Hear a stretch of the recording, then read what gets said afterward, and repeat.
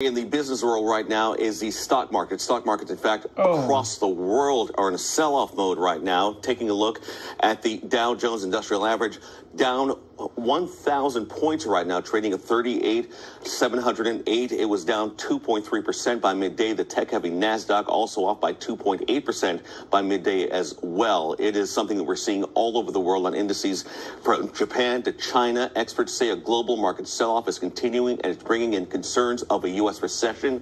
KTVU's James Torres live in our newsroom now with why some economists say not to overreact to all of this news. James? Yeah, you may want to, Andre. Good afternoon to you. Well, if you have a well-invested portfolio, the experts say simply just don't look at it today. Even though the Dow and the NASDAQ both opened at more than 1,000 points down, they say it's just one day's worth of data. Stock markets across the globe took hits. All three U.S. indexes down big.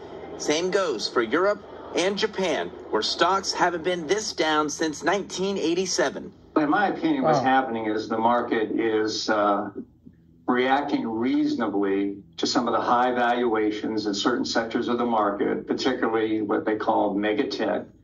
But I think it's acting unreasonably to just one jobs report, the one that came out last week.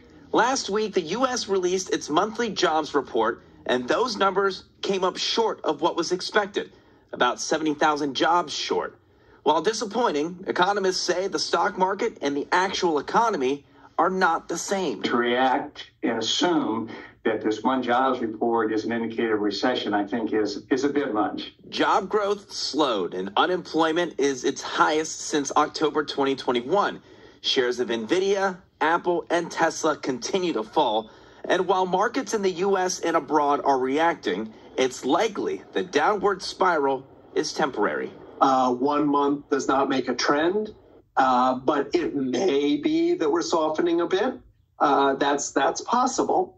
But overall, the American economy has done splendidly under Biden and Harris. Former President Donald Trump taking to Truth Social, blaming the bad numbers on the Biden administration, often claiming his presidency led to a healthy economy. But experts say it's all too volatile to make it that simple. The one thing we know for sure is that a claim that this proves that the current administration is doing a bad job or a good job, one day's numbers mean nothing. The rest of it, we have to see how it plays out. But that one we can be sure is wrong. And some economists say this might be evidence the Federal Reserve, which is an independent body, waited too long to cut interest rates. There is an expected interest rate cut expected in September, but the Fed could opt to step in with an emergency cut. Of course, we'll let you know if that happens. We'll send it back to you, Andre.